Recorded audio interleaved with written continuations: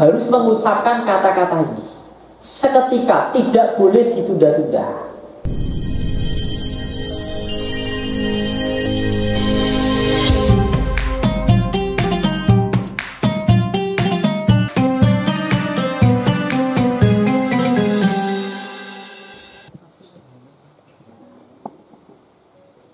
Al-Fatihah. A'udzubillahi minasyaitonir rajim. Bismillahirrahmanirrahim. Alhamdulillahirabbil alamin.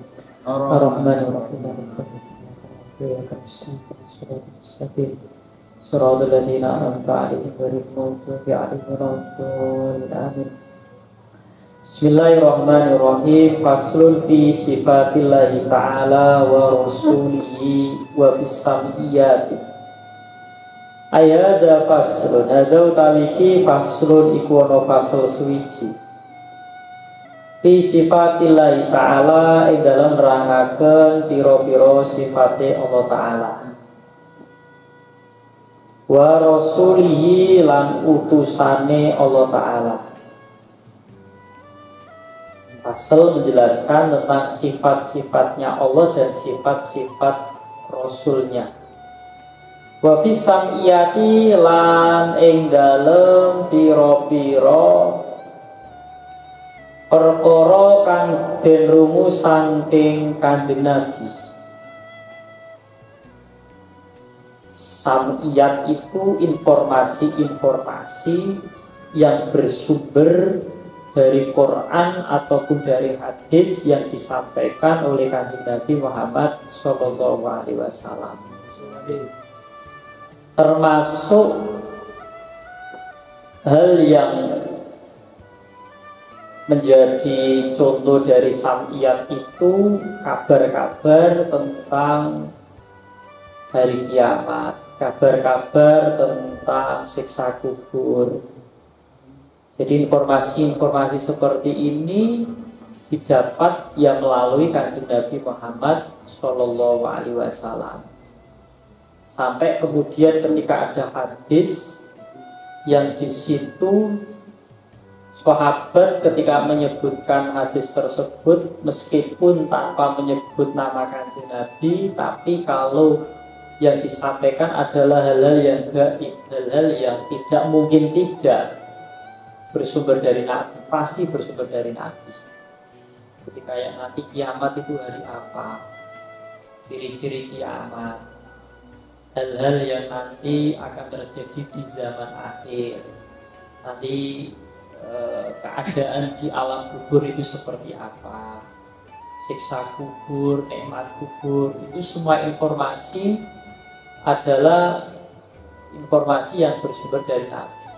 Ya, jadi termasuk as-sam'iyat. Ya, as-sam'iyat itu dalil-dalil atau apa niku, kabar-kabar atau khobar, ya, atau berita yang kita dengar dari Kanjeng Nabi Muhammad SAW.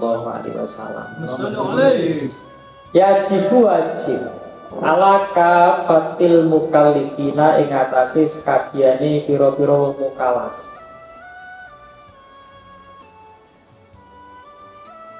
Mukallaf itu siapa? Mukallaf itu orang yang sudah dalam usia baligh.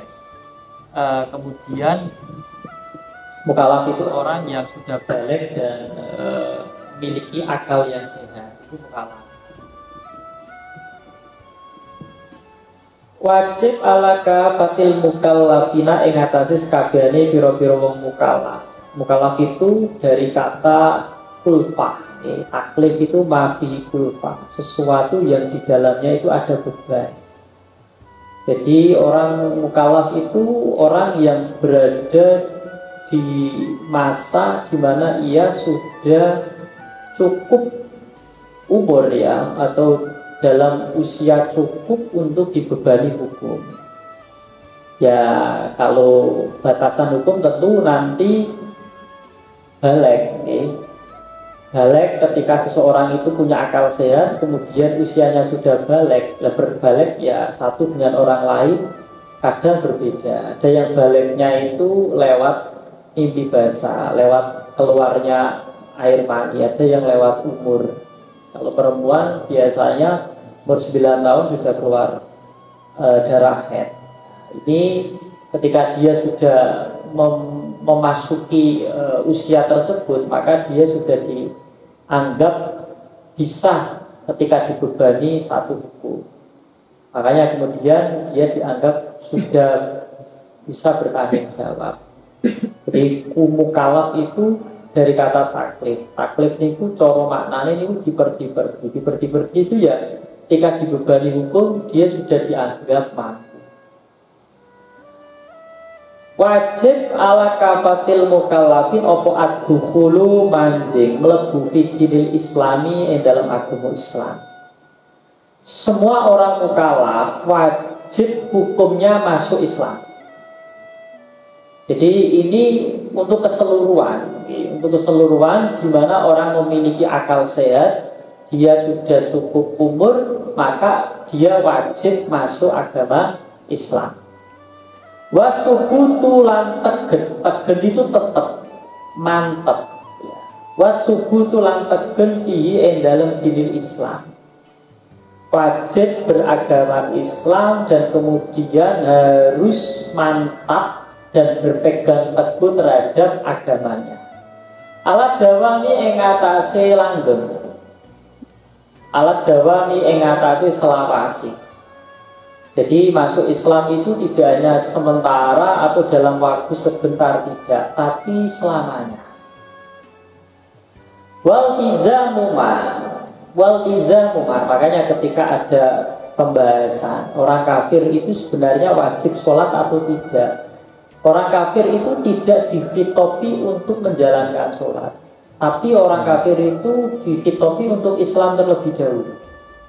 Karena syarat dari sholat harus Islam. Jadi orang kafir itu dibebani khitab usuli, sesuatu yang pokok yaitu Islam. Bukan furu itu cabang. Furu itu ya kayak sholat, puasa, zakat. Itu termasuk furu syariah, cabang-cabang dari syariat. Mereka itu dikitopi untuk masuk Islam terlebih dahulu. Nah, baru ketika sudah masuk Islam, kemudian dibebani furu syariat, cabang-cabang dari syariat seperti sholat. Wal tizamuma lan nyanggupi perkara. Lazima kang wajib apa ma alaihi ing atase kafatil mukallafin kafatil mukallafin bayanima minal akami saking piro-piro hukum. Jadi semua orang mukallaf wajib hukumnya masuk Islam. Dan masuk Islam itu caranya bagaimana? Tentu ketika orang itu sebelumnya tidak memeluk agama Islam, ketika akan Islam harus mengucapkan kalimat syahadat, harus mengucapkan asyhadu alla ilaha illallah wa asyhadu anna muhammadar rasulullah. Nanti setelah sudah masuk Islam, maka dia punya kewajiban selanjutnya. Kewajibannya apa? Dia harus berpegang teguh terhadap agamanya, terhadap ajarannya. Jadi agama Islamnya itu harus dipegang terus-menerus, tidak boleh terputus. Jadi terputusnya itu hanya karena mati. Sebelum mati wajib tetap Islam. Makanya di sini dikasih penjelasan wasubutu fi alat dawam. Agama Islam itu harus dipegang terus-menerus sampai kemudian orang itu mati. Mati dan matinya harus dalam keadaan Islam. Makanya ngendikane Sayyidina Ali tamamun nikmati al-mautu al-Islam. Kesempurnaan dari segala nikmat adalah mati dalam keadaan Islam. Makanya ketika ada pembahasan dulu bayi ketika di dalam perut, ketika 4 bulan, ketika malaikat meniup ruh, kemudian menulis dikati rizkinya besok seberapa, nasibnya seberapa, umurnya seberapa, apakah termasuk sa'idun orang yang beruntung atau syakiyun orang yang celaka. Diterangkan sa'idun itu siapa? Sa'idun itu man mata alal Islam, orang mati dalam keadaan Islam, itu termasuk orang yang beruntung. Sebaliknya ketika ada orang mati kok tidak dalam keadaan Islam, masih kafir atau Islam kemudian kembali ke kafir, itu berarti dia termasuk orang yang syaqiyun, orang yang celaka. Jadi patokannya orang tersebut itu bejo ta ora itu pas mati ini. Mati ini mati dalam keadaan Islam atau tidak. Makanya ketika Sayyidina Ali sempurnanya nikmat ya ketika orang meninggal dalam keadaan Islam. Setelah kemudian ia berpegang teguh terhadap ajaran agama Islam, maka dia harus siap, harus sanggup menjalankan segala hukum-hukum yang ada dalam agama Islam. Hukum taklifi ada 5. Nanti ada hukum yang lain, hukum yang sifatnya wajib. Hukum taklifi wajib, sunnah, mubah, makruh, haram. Itu juga harus dilakukan, dilaksanakan. Yang wajib ya harus dilakukan, yang sunnah sebaiknya dilakukan, yang haram harus dijauhi. Jadi ketika sudah memutuskan untuk masuk Islam juga harus siap untuk melaksanakan segala hukum-hukum yang ada di dalam agama Islam.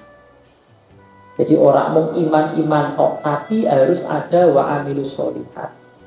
Pada ayat Al-Quran itu biasanya ya ayyuhalladzina amanu wa amilus sholihat. Setelah iman maka dibuktikan dengan amal soleh. Famima mongko iku setengah saking perkara yajibu kang wajib. Apa ilmu ngerteni mah. Wa atiqadu lan ngeyakini mah. Mutlakon kelawan mutlak. Termasuk hal yang wajib kalian ketahui dan yang wajib kalian yakini. Apa itu? Niki nanti wanutku lan ngucapaken di kelawan. Dan perkara ini harus kalian ucapkan. Fil hali ing dalem saknalika. Ingkana lamun ana sapa wong kafiron iku wong kafir. Orang kafir ketika ingin masuk Islam harus mengucapkan kata-kata ini. Seketika, tidak boleh ditunda-tunda. Makanya ketika ada orang memutuskan ingin masuk Islam, jangan ditunda. Jangan terus saya ingin masuk Islam. Oh ya nanti ya, tunggu besok pas hari Jumat. Setelah Jumatan akan saya talqin untuk membaca 2 kalimat syahadat di depan banyak jamaah sholat Jumat. Gak boleh, wajib seketika. Karena apa? Bahayanya ia kalau usianya sampai hari Jumat. Kalau setelah kemudian ditunda dalam proses menunggu hari Jumat meninggal, terus gimana nasib? Yang tanggung jawab siapa? Oke lah, nanti ketika Jumat diumumkan ke banyak orang. Tapi saat itu ketika ada orang ingin masuk Islam, wajib hukumnya seketika ditalqin untuk membaca 2 kalimat syahadat. Gak usah ditunda, langsung saja. Nah nanti kalau mau diacarakan pas rame-rame gak apa-apa. Ya misal ya syahadat lagi, ya syahadat di depan orang banyak ya gak masalah. Yang jelas ketika kamu sudah punya niatan masuk Islam ya saat itu juga harus kemudian mengucapkan 2 kalimat syahadat. Makanya di sini ada keterangan ketika orangnya kafir wadudku bi fil hal harus mengucapkan kata-kata ini seketika itu juga, tidak boleh ditunda. Nggak perlu kamu mandi dulu, nanti saya mandi, gue pas mandi kepleset nih kamar mandi mati kan.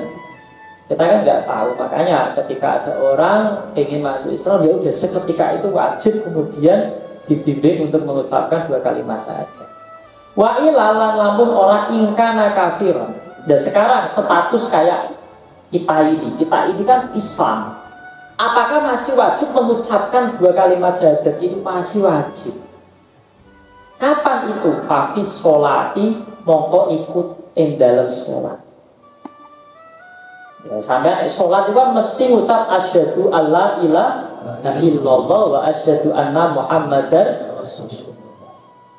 Wajib. Kalau nggak baca syahadat, sholatnya nggak sah. Asyahadatani iku syahadat loro. Jadi 2 kalimat syahadat itu sesuatu yang wajib diketahui, yang wajib diyakini, dan yang wajib diucapkan. Untuk orang yang kafir wajib diucapkan seketika. Untuk orang yang sudah masuk Islam wajib dibaca di dalam sholat, di dalam tasyahud. Makanya kalau ngaji apa itu 17 Agustus ini ketika Mbah Mun di antara ini 17 Agustus 17 bulan 8 tahun 45. 17 itu podo karo bilangane rakaat napa sholat. 17 niku jarak antara Sumpah Pemuda dengan kemerdekaan. Sumpah Pemuda kan 1928. Kemerdekaan 1945. Nek cara dihitung selisih 17 tahun. Mane ketika beliau Subhanul Yaum Rizalul Qad. Jadi pemuda hari ini akan menjadi tokoh besar di masa depan. Yaitu setelah Sumpah Pemuda 1928 setelah 17 tahun. 17 pokoknya itu ada keselarasan antara Islam dengan Indonesia.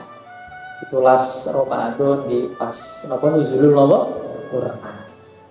Ya kemerdekaannya tanggal 17 Agustus yang pas bulan Ramadan. Bulan Agustus ini 8. Yang ketika beliau 8 itu anggota sujud. Anggota sujud itu 8. Yang 7 sifatnya fisik, ya lahir, yang 1 sifatnya batin. Sampai nek sujud itu kan mesti 1 sing nempel baduke. Terus tangan loro, telung. Terus dengkul loro 5. Terus sikil loro itu. Tambah siji ati. Jumlahnya dengan sampean sujud mung lahirin tok. Batine ora, atine ora melu sujud. Ya ora kanggo sujud sampean. Artinya apa? Tidak ada pengukuhan dari kita bahwa kita itu memang hamba. Kita hanya bersujud kepada Allah. Ya 8 juga pintu surga juga jumlahnya 8. Terus kalau 45 itu 4 tasawuf ya. Dalam sholat malam kan maghrib kali nopo isya. Maghrib niku tasawufnya loro. Tasawuf awal kalau tasawuf akhir. Isya tasawufnya juga loro. Tasawuf awal kali tasawuf akhir. Berarti maghrib loro, isya loro. Hitung berarti apa? Engko sholat sing rino 5. Subuh tasawufnya pindah. Setunggal karena nggak ada tasawuf awal, adanya tasawuf duhur tasawute kali, asar tasawute kali, di total berarti 45. Ibu ketika ini Bapak Ibu ketika menjelaskan tentang syahadatain, tentang tasyahud. Wahuma utawi syahadatain. Asyhadu alla ilaha illallah wa asyhadu anna Muhammadar Rasulullah. Syahadatain itu apa ini? Asyhadu nyakseni sapa ingsun sing setune kelakuan. La ilaha iku ora ana pangeran kang disembah kelawan hak iku maujud.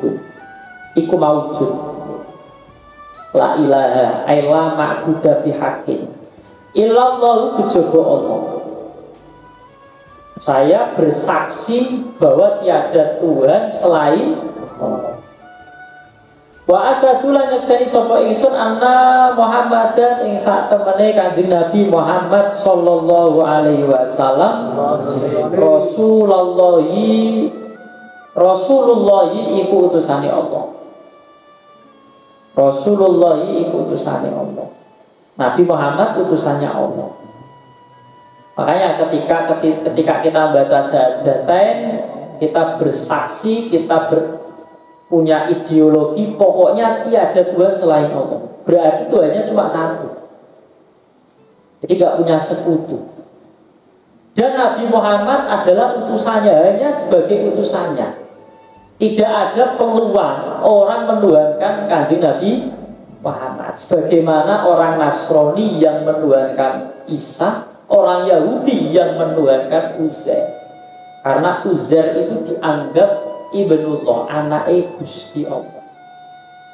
Jadi Nabi Uzair itu karena apal Taurat, wah ini anaknya Gusti Allah yang mesti. Sehingga menganggap bahwa Allah itu punya anak. Ya Allah kalau punya anak ya nanti panjang urusannya. Berarti punya istri, ya kan? Ya suwe-suwe duwe wong tuwa. Nah, ini kan bertentangan dengan qul huwallahu ahad, Allahus somad, lam yalid wa lam yulad wa lam yakul lahu kufuwan ahad. Wa makna asyhadu alla ilaha illallah. Nah ini Islam. Islam niku orang bisa masuk Islam, tiketnya ini, karcisnya masuknya itu menggunakan kalimat syahadat. Tapi Islam itu ya kalau dulu zamannya Kanjeng Nabi secara kuantitas jumlahnya sedikit, tapi secara kualitas top. Kalau zaman akhir secara kuantitas jumlahnya banyak, tapi secara kualitas tentu kalah dengan zamannya Kanjeng Nabi. Jadi kalau dulu itu unggul kualitas, sekarang unggul kuantitas. Kayak dulu bangun sering ngendikaaken ma baqiyal islamu illa ismu wa ma baqiyal qur'anu illa rasmu. Pokoknya zaman akhir agama Islam niku tinggal nama. Maknane nopo? Yo agama Islam. Salat ora mburuan. Tinggal nama. Artinya pakai sing ngaku Islam, tapi hanya sekedar nama, sekedar ning KTP. Sampai nek delok cerita kayak zaman apa itu ketika orang itu bingung, wong zaman kuno piye? Kepercayaan, ditakoni agamamu apa kepercayaan, gak ono pilihan kepercayaan. Ning KTP ku mung ono Islam, Kristen ya kan, Kristen terus dan Katolik Protestan itu ya, Hindu Buddha ya. Waduh iya itu terus. Lah sing akeh apa? Sing akeh yo Islam, iki wis tak Islam ae. Ya itu kan bukti. Ono sing Islam kok Islam wajib sholat 5 kali. Waduh. Sehari 5 kali. Sing luwih enteng apa? Yo ono kayak Kristen. Seminggu sekali. Yo wis tak Kristen lagi. Kan ada itu. Ya kan? Ada cerita seperti itu. Nah, ini menjelaskan bahwa memang di zaman akhir itu secara kuantitas orang Islam itu banyak. Tapi ya tadi kualitasnya yang kurang. Makanya ketika Kanjeng Nabi bada'al Islamu ghoriban wa sayaudu ghoriban. Agama Islam itu dulu asing. Karena apa? Pemeluknya sedikit. Di zaman awal-awal itu. Dan akan kembali asing. Asing itu ya kayak sekarang. Secara kuantitas banyak. Tapi yang benar-benar paham dengan Islam itu jarang. Jarang itu maksudnya tidak banyak. Tidak semua. Banyak yang ngomong Islam. Tapi yang penting wong Islam. Sebenarnya wong nek selagi ini duwe iman. Walau di sekolah darote. Meskipun hanya 1 biji sawi. Cara biyen kiai ada yang seperti itu. Ada yang maknani zaro itu semut hitam di atas batu hitam di malam yang gelap gulita. Jadi ora ketok saking cilik. Nek cara saiki zaro ya atom. Atom itu kecil. Jadi benda terkecil yang sekarang yang diketahui ya atom. Ono wong duwe rasa, duwe keimanan sekadar berat atom itu akan berpengaruh betul bisa. Jadi makanya wong duwe iman itu masya Allah, bejo-bejone wong itu wong duwe napa? Iman. Mati gue iman itu paling bejo-bejone wong karena itu modal terbesar. Nek mati orang Islam, orang gue iman lah ini. Ya syakiyun. Ya Quran itu juga sama. Quran itu di akhir zaman ya hanya sebatas tulisannya. Sudah jarang dibaca. apalagi dipelajari, apalagi diamalkan. Makanya ya, namun sering cerita, so itu Quran itu wadul karo Gusti Allah. Mergo napa? Ya delok-delokan tok. Bahkan ada yang nggak sama sekali nggak dibaca, nggak dilirik, dibiarkan saja, dicuekin. Dan Quran besok akan wadul. Wadul itu napa? Ini curhat kali Gusti Allah. Dia akan mengatakan, wah ini saya nggak pernah dibaca, dipahami ataupun diamalkan. Oke. Makanya ketika ada zikir raditu billahi robba wa bil islami wa bi Muhammadin sallallahu alaihi wasallam nabiyya wa rasulullah, itu oleh bangun ditambahin wa bil qur'ani imaman wa dalila, ditambahi Quran, ridho Quran menjadi imam. Imam itu pemimpin, pemimpin itu di depan. Ya, sholat imam kan di depan kan itu. Nah, Quran itu di depan. Maknanya apa? Quran yang jadi panutan. Dalilah dan jadi petunjuk. Jadi itu menunjukkan bahwa ya tidak sekedar untuk dibaca saja. Tapi nek ono laku isone maca tok, ini enggak apa-apa. Ya paling mending itu maca. Ya, karena Quran itu al-muta'abbad bitilawati, bisa dijadikan media untuk ibadah, boleh ganjaran hanya dengan cara membacanya. Paham orang paham oleh ganjaran, tapi nek paham iso tadabbur di luar biasa, sungguh-sungguh hati, syukur sampai kemudian dipahami dan diamalkan. Ini zaman akhir seperti itu. Islam akan kembali asli. Wa makna asyhadu alla ilaha illallah. Itu ya, wallahu alam. Mau ngaji aku dulu ya.